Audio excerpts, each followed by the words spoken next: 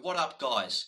What if we told you there was a 40 card deck that could pitch deck a 123 damage combo turn through Spinal Crush, CNC, you name it? The Hunter just came out with some crazy strong defense cards that are instants. What if we told you that you can play instants that block?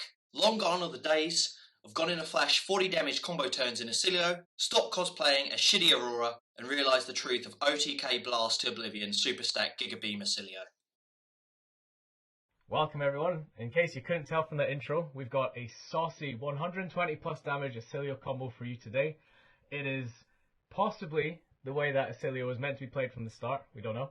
It involves the easiest, most autoplay brain dead pitch stack of your life, so anyone can do it, no mind palace required. And it's a very simple combo. There's also several variations you can do for it, and also it's very fun for you, maybe not for your opponent. With me today is Dan. He is the co-mastermind behind this combo. I'll ask him how he's doing because it's polite. So Dan, how are you doing? Yeah, good, thanks, Tim. I can't take all credit for co-masterminding it. There's a few other people involved, but I don't know if you want to mention them. Oh, yeah. So we were in Barcelona, walking around one of the most beautiful cities in the world for the Battle Hardened. And because we're such cultured people, we're still talking about Flesh and Blood. And so it was myself, Dan, Gustavo, Finn, George, and Marco, and Finley. And Dan, for months, had been saying to me, what if we just play Count Your Blessings in Oscilio? And I'd also be like, nah, man. Like, it just ruins your combo. It just gets in the way of your combo. And he's like, what if you just, like, pitch stack it? And I was like, well, the pitch stack combos they come up with, like, are a bit inconsistent. Like, you know, Gone in a Flash combos and stuff. They're just, the ceiling on them isn't really worth it. And he's like, well, what if you pitch blasts? And it's like, the cogs start turning. And it's like, well, I guess we could do like a Blast to Oblivion with Sigil Brilliance abuse if you pitch stack it. And that way you're just churning through the last of your deck and killing the giant arcane spell. So we went and, I guess, kind of theory crafted it for a week or so, played several games. So now today what we've got is a main deck, which is what we consider core for the combo. This is what you need for it. We've got the sideboard, which is cards that after extensive testing we feel you definitely should play, but they're not needed for the combo. And then we've got the maybe section here, which is cards that we have tested and we think could be or should be played. They're kind of like, we're on the fence about it. So yeah, we're going to go through the combo and just kind of explain exactly what it is you're trying to do, the ceiling of it, what happens if you miss something out, that sort of thing. Yeah, you happy to go, Dan? Yeah, just one thing I wanted to say is one of the important things, or one of the weirdest things of the list is like the non-importance of Gone in a Flash. I think that's one thing to kind of pick up. I think you could. I mean, it's arguable whether or not you actually want Gone in a Flash in the list or not. But if you do want it in the list, it's like probably one of your best spells to like be sending, just like generally during the mid game, and having to like pitch stack that is like not as good, I think, especially if you're like wanting to send it as like a 1-card 7 or something like that. So that was kind of the idea that we were flirting with at the start. But yeah, getting to the CYB, I guess the idea that I had was at the start was, you know, what if you can discard CYBs and get that a better value off the ones that you actually do play. The value on it is not actually crazy, or the added value is not actually that crazy when you're discarding, but the fact that they're basically instants that allow you to essentially keep your life as well. So you basically got the dual modality of having it as a pseudo block card and then also as a way to cycle your deck faster is really cool. The CYB is not integral to the combo, but there's many cards that have that sort of dual function of being able to block and then also letting you cycle through the deck, which kind of allows the pitch stack combo to be able to be done in a relatively quick amount of time. Yeah, I put it here in the maybe section, but it's not actually a maybe. It's like, we've tested this and it is very good. It's just, we've got a few lists floating around that don't run it, and, you know, we're not sure yet, but Count Your Blessings, definitely from like a value perspective, makes the most sense in Oscilio, and in an Oscilio list where you're just trying to churn through the deck quickly to get to your end combo.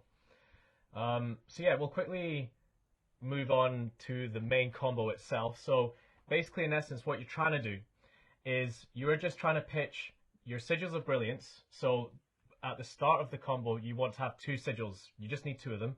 And you're just trying to get all your Blast Oblivions and all your electromagnetic electromagnetic somersaults down to the bottom of your deck. So at the end of your game, you are drawing into, or at least have at, maybe you've got like a Brilliance in Arsenal that you've kept. You are drawing into a Brilliance, one in Arsenal or two Brilliances, and you've got a Blast to Oblivion, at least one. You need at least one in the starting hand, and you pop your equipment, which is the Ether Bindings and your Lightning Greaves. These are the two essential equipment pieces for the combo. You pop those, and then you play your Brilliance, you play your first Blast, Brilliance, Blast, Brilliance, Blast, Brilliance, Blast, and you just churn through your deck, which amps an insane amount of damage, and then you want to finish that combo, ideally, so you'll have one Sigil Brilliance left in your hand when you're done with that line of the combo, which means you've got two spare resources to play with. So what we found is, ideally, you go for Ether Flare, amping using the Bindings and the Volzar, and then you follow that up with an Eternal Inferno. Yeah, I guess we'll just talk about why these cards are at their ratio as well, and why we've chosen these cards specifically. So we were thinking of cutting down Blast to Oblivions maybe at some point. Maybe you didn't need 9, but the thing is, you sometimes don't see Sigil of Brilliance early enough, and you don't want to be pitch stacking a whole load of Blast to Oblivions down with no Sigil of Brilliance. So in those cases, you most likely have to block with a few blasts, and if you're on 6 blasts and you need to block like 2 or 3 of them, you're doing a really bad combo. So playing 9 gives you a lot more freedom in how you play before you hit your pitch stack, because you don't need to get all 9 down to the bottom of your deck. It's not necessary. It just, like, you know, ensures the kill. And we're playing Somersault as well because it's basically an extra copy of, ideally, Red Blast to Oblivion.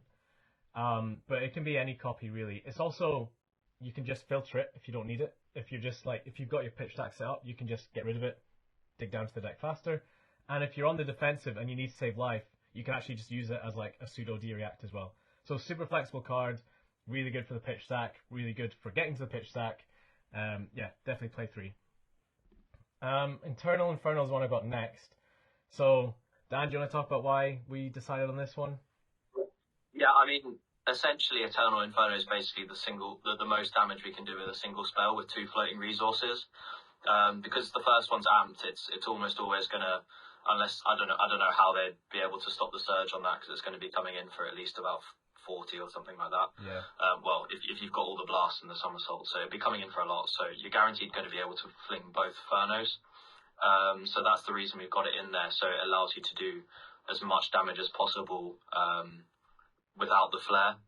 But if you've got the flare, you've still got a floating resource, so you can fling the Eternal Inferno. That's basically it. Nothing more to it. Yeah, like we tried a few other cards like etchings, and I was trying Perennial Aether Blooms just as, I don't know, maybe potentially you might want like a backup extra bit of arcane if you don't manage to kill them, but it just wasn't relevant at all.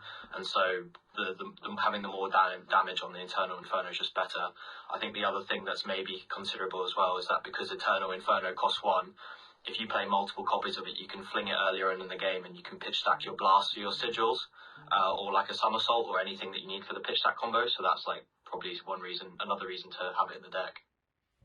Yeah, as well, we found that the surge effects from the other spells just didn't matter because you're ending the game on the spot. So it doesn't really matter that, oh, I'm getting my sigil back. Well, you've just killed them, or you haven't, and you've lost the game. So you just want that extra value. And as well, we've got Ether Flare in the list here, but against a lot of aggro matchups, it's often quite hard to get that into your pitch stack alongside with the Inferno. And so if you're failing to do that, then Inferno is like the best kind of spell to pair alongside just your blasts and your somersault. So next card that is integral for the combo, and the whole reason the combo is actually viable alongside with the Blast Oblivion, is Sigil of Brilliance. So this card, when it leaves the arena, you draw a card, so obviously it pairs well with Blast Oblivion's effect. So what you want to do, and you need this, is you need 2 Sigils of Brilliance accessible for when you start that combo. Now, seeing Sigil of Brilliance as early as possible is vital to making sure that you can get that pitch stack rolling quickly. Now, you don't need to see 2 of them early, because what you can do, if you see 1 of them early, you see 1 in the mid-game, late game, you just arsenal that last one, and then you wait to draw into your pitch stack as quickly as possible. So yeah, you just need 2, and I don't know, it makes the combo brain dead, because you're just drawing the top card of your deck, which is all combo pieces at this point. You don't even need to think about it. The weird thing about it as well is that you actually don't really want like an extra sigil of brilliance in the pitch stack. You only want 2, because if you draw it, the only way to like actually get use out of it, apart from like amping Volzar for 1, is just to cycle it with Oscilio. So having 3 in your pitch stack is actually like kind of bad, but obviously you have to play 3 because it's like you need to see it as early as possible. So yeah, and like you can just filter the extra one, or like I do sometimes like putting it to the bottom if I know that I'm drawing into a lot of blast, because it's like my backup in case I get like, I don't know, weakest linked and I can't, keep the sigil, or, if worst comes to worst, which rarely happens because this deck blocks very well.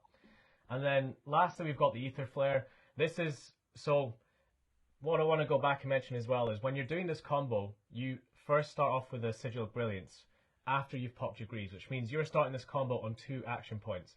So every time you play another Sigil of Brilliance, you're going back up to 2 action points, and every time you're playing a Blast, you go to 1. However, if you mingle in an Electromagnetic Somersault with that, you actually increase your action points again.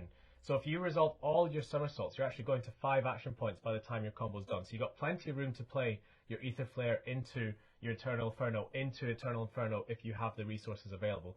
So Flare is just here to guarantee that against like the slow tanky decks like Count Your Blessings, Jarl, or like maybe decks that do a lot of like banishing like your Assassins, it just ensures that you've got another way to ensure your combo has a lot of damage at the end of it. The maths on this then is if you do all of these in your pitch stack and you somersault back the red Blast Oblivions, the ceiling on this combo with just these cards here is 123 damage, which is obscene. Like that kills anyone, and that's admittedly perfect, right? But it doesn't need to be perfect. You could just have like 6 blasts in there, and you're still killing them by a considerable margin because you're going to be constantly chipping them down as well. If we want to add in the maths from matchups where you're not managing to get Ether Flare into your pitch stack, you're doing about 84 damage if you're bouncing back all your red Blast Oblivions, and it's just with Eternal Inferno.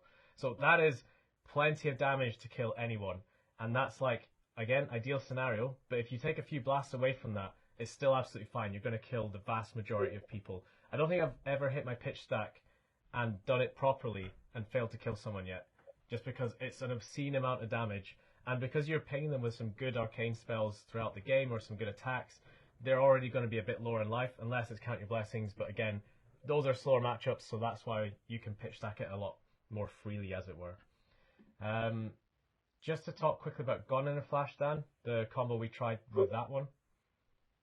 Yeah, so another reason why Gone in a Flash is like not necessarily in the core is because the combo to have a pitch stack with Gone in a Flash is like much harder than the Blast combo. The pitch stack for the Blast combo is really simple and straightforward.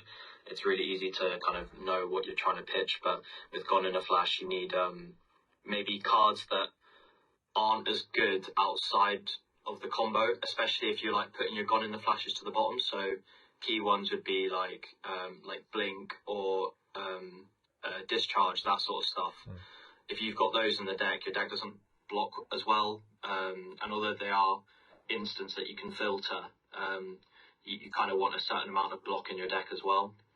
Yeah. So that was the reason. It was just a harder pitch stack, and it means that the block percentage in your deck's just worse as well, because you have to play those other cards to enable it. Yeah, whereas with this one, it's literally just make sure there's a Brilliance in that first pitch stack hand and one in your arsenal. So you have 2 Brilliances and a Blast, and you're just good to go. Like, the rest of it is like brain dead, no thinking required. And you're also limiting the amount of instants in your deck that don't help you survive to pitch stack, which is very important because it is quite hard in some cases to survive to pitch stack. It's inspired, I guess, a bit by Kano. Kano had the advantage in that he could hit his pitch stack on your turn, but I guess we have the advantage of being able to cycle. We're on 36 life, and there's more life gain in the format now, so it's just it balances out. It's still about just as difficult, but against any deck that's not aggro and constantly interrupting you, it's pretty much a bye. Like, it feels impossible to lose the game. And even with decks that can throw interruptions, so decks that send like a CNC or something of the like, on the turn that you're about to go off. Generally, they're a bit slower, so you don't necessarily have to block with armor early in the game. You can keep your armor blocked for when they're sending disruption. The other thing we have is like Flash of Brilliance or something like that, where we can dodge a CNC by bouncing the Sigil and just discarding a card, because you don't actually need all the cards in your hand to do the combo. You just need a couple blasts, or you only really need one, but if you're trying to do Aether Flare, you need two probably. Yeah, the other thing as well, like it plays around like stuff like Spinal Crush or things like that. So not having Go Again or on the blast is actually really relevant as well, and it helps you play around quite a few things. We also do have some technology around slower matchups that try and like sandbag cards that will try and mess up your combo, but we have side cards that we thought about that can just counter that sort of strategy, which we'll talk about in a bit. One thing to note with this as well is when you're doing your pitch stacking, you don't want to be sending down anything that isn't really related to the pitch stack. And one instant is fine because you can just Oscilio it away. The rule with this, there is a little bit of leniency. If on your pitch stack turn you're drawing, so you've got like a Brilliance in Arsenal, a Brilliance in hand, and 3 blasts. That means because you've got 3 blasts, you can have 2 duds in your pitch stack. If you've got 2 blasts in your hand, you can have 1 dud in pitch stack. And if you've got 1 blast in your hand, that pitch stack has to be perfect, or you're not going to get to the grand finale, as it were. You're not going to realize its full potential. So just be aware of that. There is a limited amount of cards that you can pitch for this combo. Luckily, with Oscilio, you can just get rid of half of the ones you don't want, and also your opponent's going to be attacking you, so you can just block out most of the time. It's important to note as well, we're not adding any more Sigils into this deck because we want to have Volzar as a pitch outlet every single turn that we need it. Because there'll be some hands where you just got D-React, D-React, D-React, and like Blast to Oblivion. If I've got a Conductivity out, I can't send that Blast to Oblivion down to the bottom of the deck. And like the other Sigils, they just don't do anything. They don't facilitate combo, so you don't need to play them. They're just no blocks. We've got a quick interlude section for you all here. Dr. Gustavo has come up with a nice little presentation to break down some of the key components of this combo. It's far out of my depth, so I'll let him talk about it, and I'll correct him when I feel the need to. Perfect. Thank you very much, Tim. So yeah, let's take a look at an early analysis of this Oscilio blast stack. So we're going to take a look at exactly what goes on the stack and on the kill turn. First, quick reminder of the combo turn. What do we have in hand / arsenal, and what do we have in deck? So in hand or arsenal, we're going to need 2 Sigils of Brilliance and like some number of Blast to Oblivion from 1 to 3. And then the deck has to be stacked with Blast, Blast, Blast, Blast, several of them. We can also have Somersaults in the middle, and ending with 2 arcane spells, or 1 arcane spell. Just to point out, Gus does have Yellow Flare and Mind Warp in the list. It is a difference in philosophy. We've tried to get him to change it, but he won't. And as he said before, it's his presentation, so I couldn't get him to change it. But just imagine these are better cards. Yep. I will not consider times where the stack is a bit messed up, so maybe there's a sink below or something that we didn't quite account for. So we're just talking about the pure stack, just blasts, and then the arcane spells. Some useful considerations to keep in mind to think about the combo and while we are comboing, right? So each blast cycle, blast, Sigil of Brilliance, and the Sigil returns, is going to give us 3 amp. 1 from the bindings, because 1 Sigil is leaving the play, and 2 more from Volzar, because we are playing a Sigil and the blast, so that's 2 lightning spells. After we have cycled through all the blasts, we will have 2 action points, and we will have 1 extra action point for each somersault that we have used during the combo. That will be important for later considerations. Again, at the end, after we have cycled all the blasts, we will have 1 extra Sigil of Brilliance that can either provide us 2 resources for the arcane spells or amp 1. We can just play it and it will amp 1 through Volzar. Finally, this is the most important thing. When we are comboing, you will see as many non-blast cards from the stack as blasts you have in hand at the beginning of the combo. So if you need a combo kill that involves 2 spells, the Flare and a Mind Warp, for example, you need to have 2 blasts at the beginning. This just taking into consideration like pure combo that we talked about the previous slide. So let's now move to some assumptions that we need for the damage calculations. First of all, we will consider that all blasts of Oblivion are yellow, so that's basically the expected attack value is 3. We will take the Ether Flare as being yellow, because I think that's the color that should be played, but just playing reds or blues, it will change the numbers very little. And then the zero-cost arcane spell, we will also consider that it's yellow. We will assume that we have the resource for Lightning Greaves, so from Tunic, and that the opponent has no IB. So assuming that the opponent has no IB is way less impactful than for Kano combos, for example, because the damage in the combo is mixed, and most decks are more efficient at blocking physical damage. So we assume that they will probably have no cards in hand when we are throwing the spell. And even AB1 just removes 3 damage from the flare combo, so it's not that big of an impact. So let's take a look at some damage calculations on a combo that finishes with Ether Flare and a zero-cost arcane spell. Let's just say Mind Warp. So it's important to note, as I said before, that for this combo we need 2 non-blast cards. We need to draw 2 non-blast cards, the Flare and the spell. Therefore, we need 2 blasts in the starting combo hand. And we need the last Sigil of Brilliance that we have remaining in hand to pitch for the Flare, right? So here are some of the numbers. As we can see, the combo, if we have the 3 somersault and all the blasts, can get up to 125 damage, which is not bad. Let's just go through the calculation on the first line in the table, so that's a good example, and then the other lines of the table follow up quite easily. So if we have 0 summers in stack, 2 blasts, we will have amp 4 from the gloves, because we have had 4 blasts, 2 in hand and 2 in the stack. We will have 8 lightning spells, so from the Bolzar, so the 4 blasts, the 4 sigil that we play on each blast, and then the first sigil that we play in the turn, so that's up to 9. Blast damage, we assume each blast is 3 damage, so that's 12 damage. And then the spell damage, we take the flare that gets bumped by 13. So I'm 13, so that would be the 15 from the yellow Ether Flare. And then the Mind Warp comes in for 17. So that's the 32 damage, right? That makes a total of 44, 12 physical and 32 arcane.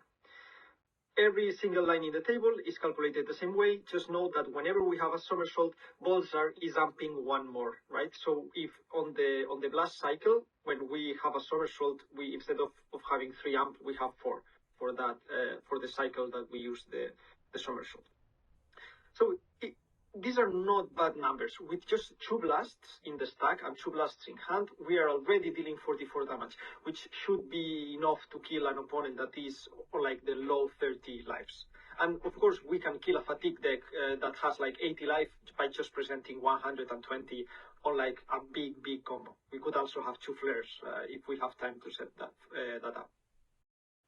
So now that we have taken a look at the flare combos, sometimes we just have 1 blast in hand, and so that means that we don't have access to 2 spells, and we have to combo off with 1 spell, so that's also a possibility. We think that the best spell for a 1 spell combo is Eternal Inferno, because we can always play twice.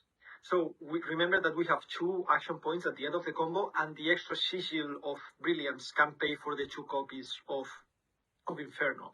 So that's good. And we actually can play it more than 2 times. We can play it 3 times, and I think even more by using the amp from the bindings smartly.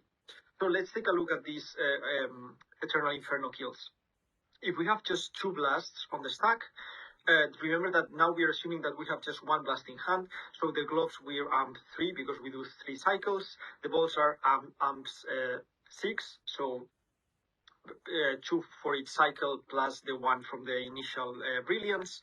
The blast damage, we're sending 3 blasts, so that's 9. And then the spell damage is 10 amp plus 4, that's the base from the Inferno, so that would be 14. And then 4 more from the second Inferno, so that's 18.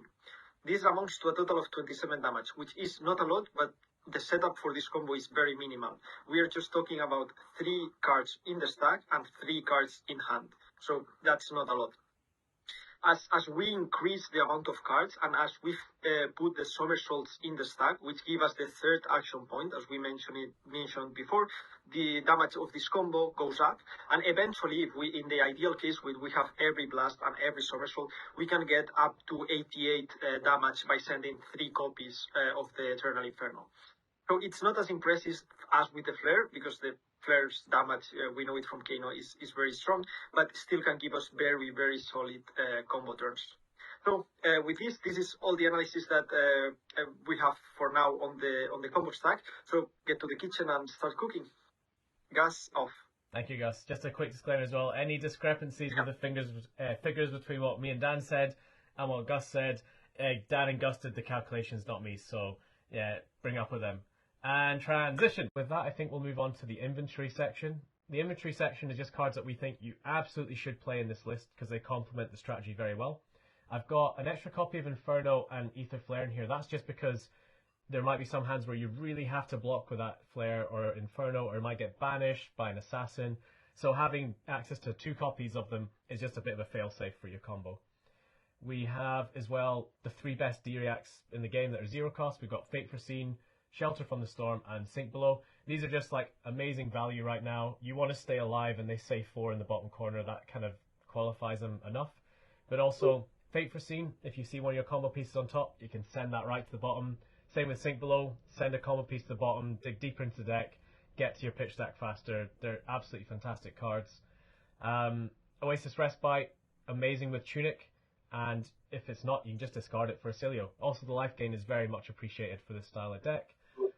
But it's also with Respite, it's a pitch stack outlet, so you can send a blast to the bottom. Yeah. It is actually quite important, and it basically means that you don't have to like necessarily pitch stack with using Volzar effects, so you're just getting better value. Yeah, 100%. And that's kind of like a similar reason why I've got Comet Storm Shock in the deck as well, because it does everything that the deck wants to do. It blocks out, it can pitch one of your combo pieces, it does damage, chip damage, and like 5 Arcane is like hard for any deck to stop. And also, it can send your combo pieces to the bottom. I don't know if I already said that bit.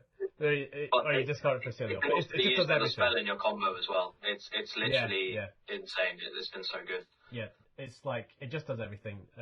It's a glue card essentially. We've also got Mental Block here. Mental Block has been crazy for the deck. This card's versatility, the modality on it is just super good, man. Like it blocks 2, right? But you can discard it, so like you stop Flick Knives. It's basically like a pseudo D-React, but you get the Ponder as well. So you're digging through that deck even faster. And like say your opponent doesn't want to come at you as hard, you can just discard it for its effect, and then you're drawing up a full hand again. So you can't clog on it either, which I really like about it. Yeah. One thing that's really important with the deck is that, again, especially against slower decks, you want to be able to like empty your hand or use your hand in some way without having like interrupting your pitch stack. So being able to like if they just pass to you or they do a setup, you can just discard cards that aren't like necessarily good, or find ways of getting rid of them, whether it's with Oscilio or something like that. It's really important to like help you cycle through your deck and get to that pitch stack as soon as possible. Yeah, absolutely. A lot of like these style decks, like the Earth Heroes, for example, can often struggle if your opponent takes an off turn and doesn't decide to attack you, because you're not getting value from it, you're decomposing stuff. But really, the only 2 cards in this deck that do that to you are your Fate Foreseens and your Sink Belows. So that's not a lot of cards to brick on. It's not happened so far, and it probably never will happen. So, yeah. And when it comes to mainboard equipment, these 2 pieces, the Tunic and the Flash of Brilliance, are the ones that we think are the best. But there's actually good merit to playing the others. Tunic is just good because it lets you pay for your greaves for free on your combo turn, so it just gives you a bit of freedom with that. And also, if you're playing a long game, you're going to get a lot of value out of that Tunic. It should also be noted that if you don't have a Tunic, or you don't have a resource to pay for your greaves, what you can do is pitch a blast or a spell for the greaves, because it's coming back around anyway, because by the time you hit your combo, you've got like 10 to 14 cards in deck, and you're drawing all of them. So you don't technically need it. This deck is actually very budget friendly if you want to make it budget friendly. You don't need any expensive card in it. But we do think Tunic at the minute is overall probably the best pick. And the Flash of Brilliance, the headpiece is often, well, it's still up for debate, but the fact that you'll find yourself arseling that last Sigil of Brilliance if you see it late in the game and you need to save it for your combo, if your opponent comes at you like a CNC, you leave no witnesses, you can just play that Brilliance from your arsenal, block with the Flash of Brilliance, and then discard like one of your blasts to bounce the Sigil back, and you've lost a little bit of value, but your combo is safe and secure. So it just makes sure that you can get that combo off through some interruption. Because I had a few sad games where I was one turn away from drawing my combo, and I get CNC'd with like 2 D-reacts and like a blast and a Sigil in hand. I'm like, oh god, I just spent 50 minutes doing nothing. Yeah, I mean, the only thing I would say is that every single card in this inventory section here is just has just been like absolutely insane. And I think if you're trying to play like a pitch stack Oscilio, I think all these cards need to be in here. Obviously, Shelter's expensive, but if you're playing the deck optimally, you need them in. So yeah, the deck will function without them, but if you want to bring this to like a tournament and win, you need every single like small percentage you can get. And sadly, Shelter just does so much for the deck. I don't even own it yet, but I need to, I think. So we'll move on to the next section, which is the cards we have in Maybe. The Maybe section is cards that we have tested and we think are good, but we won't like hate you, or we don't consider them like core yet. We've just not really finalized the list enough. There's a lot of cards in the section. It's basically just like a lot of ideas, things that we've had in. I think they can be put into like 3 categories. So one of them's like draw. One of them's kind of disruption or kind of slowing your opponent down. So that's like, for example, a CNC. And then the other one's just like pure defense. So that would maybe be like a count your blessing or something like that. Yeah. Each of these, and actually there's a 4th category, which is like kind of silver bullet cards that you'd use against certain decks that potentially would be problem matchups, or that would be like quite popular in the meta. So for example, Aetherize or Poison Well, something like that. Yeah. I think I'll talk about a few of the cards that like we had in the list for like a long time, or are in the list that we're playing now, but are like maybe not necessarily, they don't have to be in. So the first one's Count Your Blessings. We mentioned it earlier. I think it's really strong against some decks. You just can't run it. So like, for example, like a Prism. We think against Syndra as well, you just can't play it because you actually just value 3 blocks over it. Yeah. But the value you get from the Count Your Blessings, it's not just the heal, right? It's the fact it kind of offers flexibility. You can discard it to cycle through the deck harder. You can pitch things that you need in your pitch stack. It gets around like hand disruption and stuff, and like there's a lot of assassins kicking about, so it helps with that. So I think it's a really good card. But as I said, some matchups you don't need it, but you might find that you can't really afford to run it. It's just not good enough value. But at the moment, I think it's really good.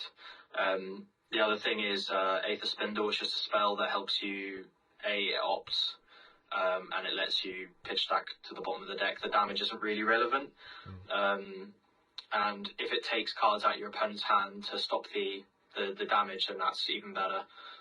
So pretty decent. Calming Breeze is obviously a good sideboard card against like any Flick Knives decks, or just any decks that are coming at awkward breakpoints. I think the other cards that kind of have been in the list for a long time, I think Crown of Providence is like worth a mention. It's a really close battle between Crown of Providence and Flash of Brilliance as well. Yeah. But the fact that Flash of Brilliance protects you more on your combo turn is better, because with Crown of Providence you'd be putting your Brilliance to the bottom, whereas Flash of Brilliance would give it back to your hand.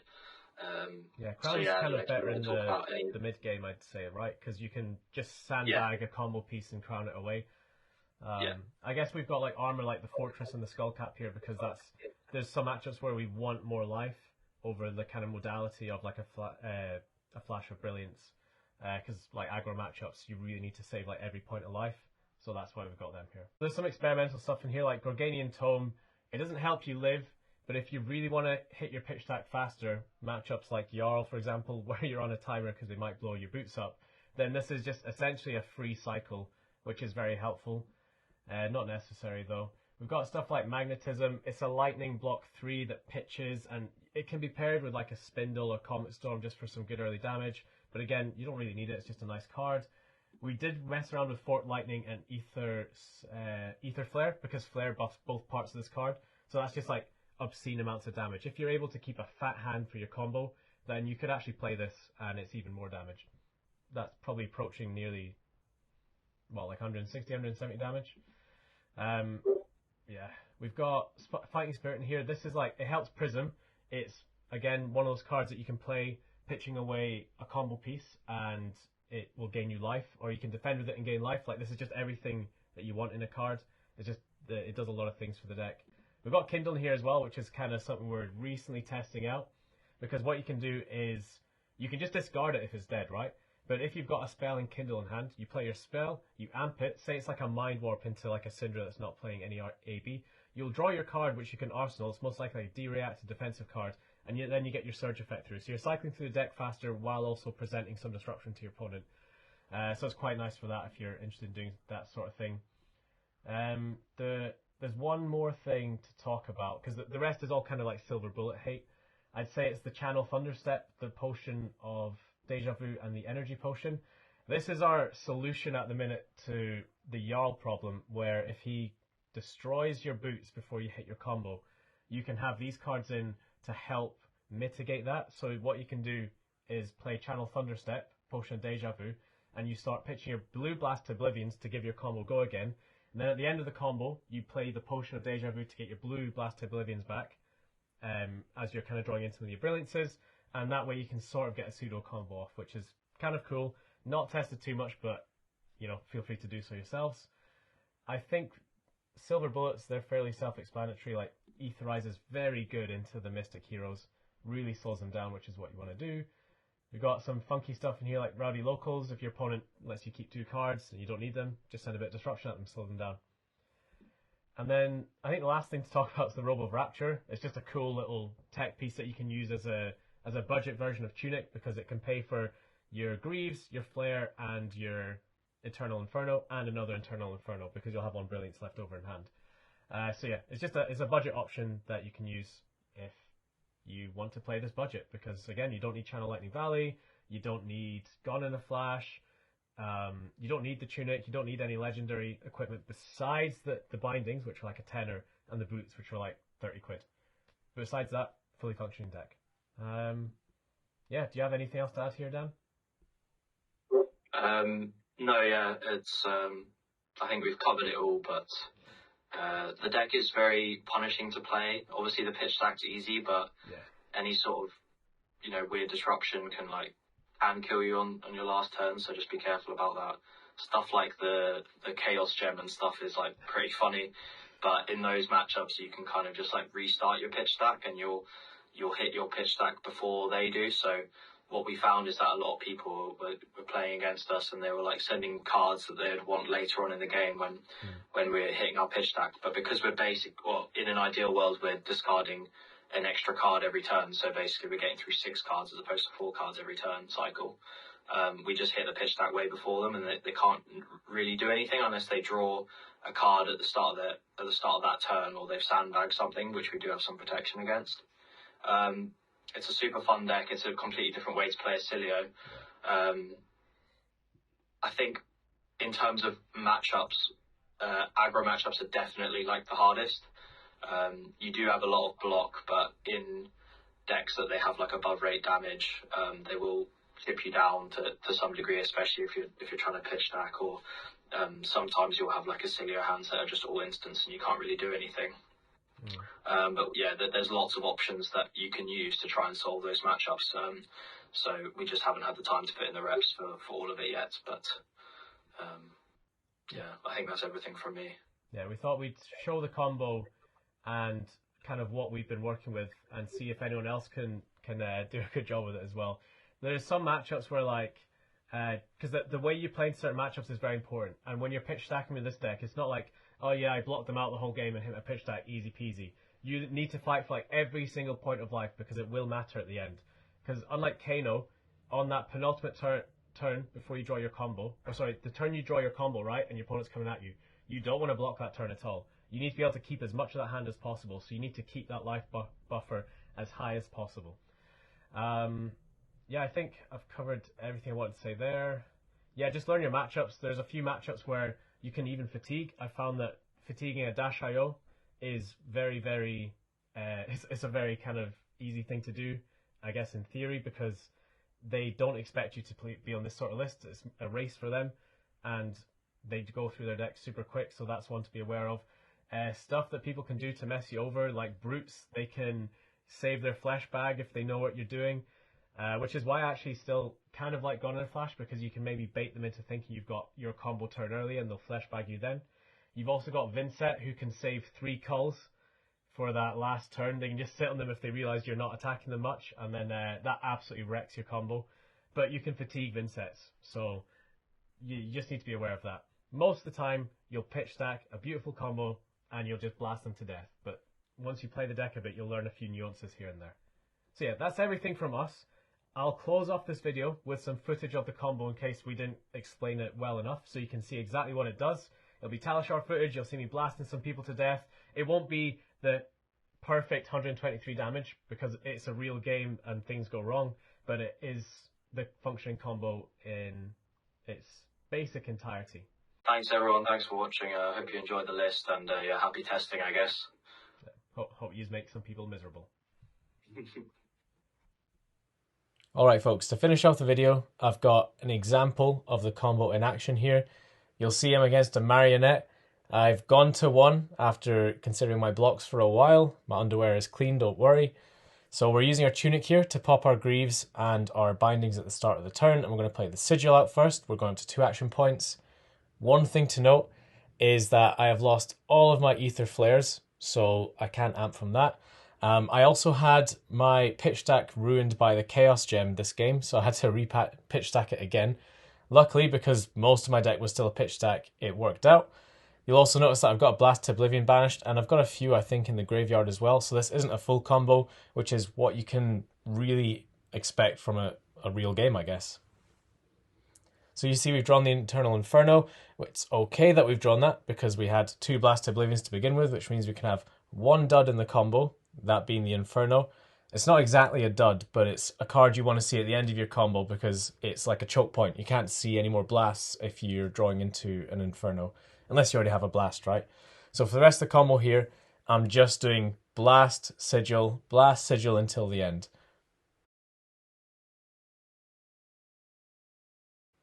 Our opponent as well wasn't at full life, but their life total is still pretty full.